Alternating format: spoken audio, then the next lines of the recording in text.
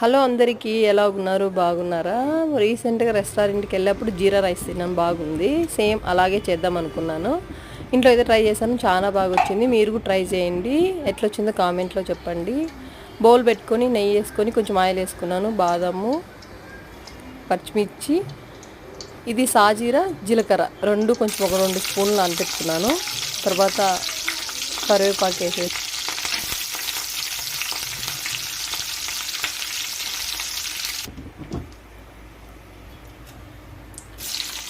Just fry చేసుకోవాలి.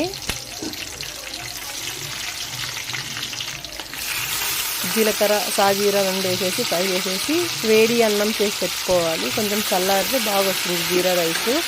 అప్పుడప్పుడు తింటేనే బాగుంటుంది వేడివేడిగా, అది వల్ల చల్లగా ఉందంటే అంత బాగుండదు.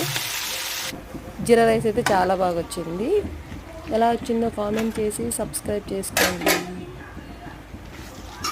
లాస్ట్లో కొత్తిమీర ఒకటి వేసేసుకుంటే అయిపోతుంది.